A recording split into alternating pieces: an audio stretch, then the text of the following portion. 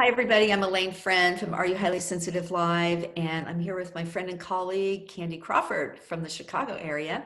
Candy and I are both therapists in private practice in our respective states, and we are also international consultants on high sensitivity. And we've been doing some talk about raising sensitive children because there's no doubt that it's challenging. And in a couple other videos, we were talking about how everybody can get so over aroused and how it's so important to have clear guidelines that everyone knows what they are. And what that made me think of in the last video, Candy, was how important it is that the parents are on the same page. And I was wondering if you would just talk a little bit about how you've worked on that in your family or how you help your clients work on that. You know what, we try in my own personal life and with clients is to really try to honor the wiring, the temperaments of the other person. I think there's a part of all of us that kind of wants the other people who we're partnering with to be like us and to mirror our delivery and values and energy, all of that. But it's, that's not reality.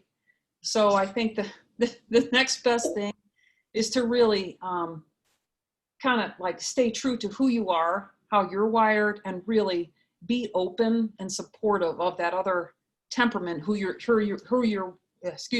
working with.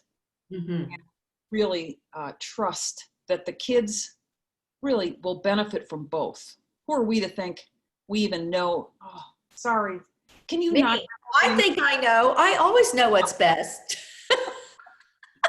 Okay, but actually, Dr. Art Aaron, Elaine Aaron's husband, his research shows that if you understand and acknowledge the temperament in your partnership, each person's different temperaments, that your marriage will last longer and be more successful and be more loving.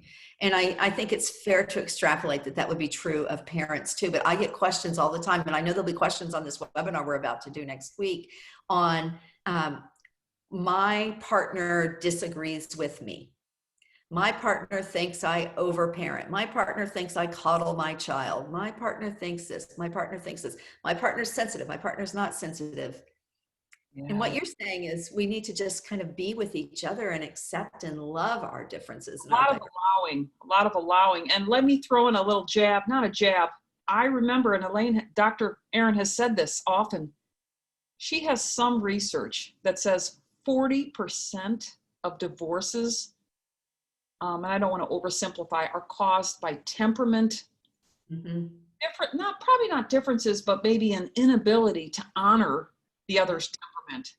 40%, again, hold that loosely, but that to me was like, holy cow, I got to learn again, what's my temperament and what's my husband's, and really shine a light on that in a way that's like temperament doesn't change. In my experience, that's the hard wiring, so.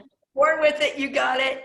But it's like, you guys got together because you weren't exactly the same. There's some areas where you're alike, but and I say this to every couple, the diversity of your temperament is both the blessing and the curse of one's partnership and co-parenting. And our children need diversity as well. And even if somebody is parenting alone, I know that there are people out there who are not co-parenting with a spouse or a partner.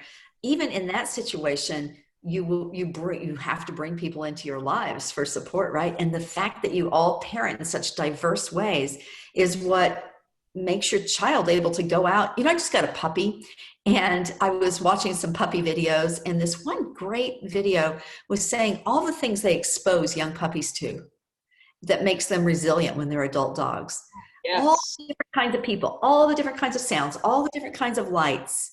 So the thing is, we have to do it in small little doses with our sensitive children. And I think it's really important to have family meetings when the children are a little bit older and come up with decisions that work for everybody's temperament in terms of your family standards. But also when they're younger, to have lots of those discussions with your partner if you're co-parenting, so that sometimes you give, sometimes they give, but in the end, you have a standard of behavior for people in your family. We had a swear jar. I don't know about you, but there was a lot of swearing in my family. And we didn't want our child to be a swearer. So, we all came up with a price that would hurt a little bit of what you had to put in if you said a swear word. And, you know, we might not have been in total agreement about that, but in the end, it was a solution, a strategy that we could come up with together. Probably that was, when was my child? Maybe 4th or 5th grade, you know, and they start hearing it at school a lot. So anyway, it's hard work, right? But so important.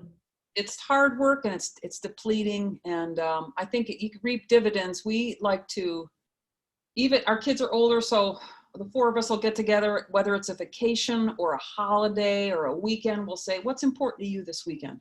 What's important to you? You know, I need downtime. What's important to you? I need exercise. I need to watch a video. What I'm saying is, even within the parenting container, we'll say, what's important to you this weekend, or what value, you know, again, what's important to you? And assuming there's differences, and where can you overlap with what you have in common. Yeah. It's evolving, and we're all changing, and the kids are growing, and we're hopefully growing and evolving. And yeah, it's a lot. Well, thank you so much, Candy. This is for sure important work that all parents will be doing. And I know you and I both love supporting them doing it. It's so rewarding because just a few little tweaks and the family's so much better. And we're raising these sensitive children without shame and with, you know, really a lot of self-confidence so that they can go out and change the world. And Lord knows our world could use some changing right now. Gotcha. All right. Thanks, Alane. Thank you so much. Take care.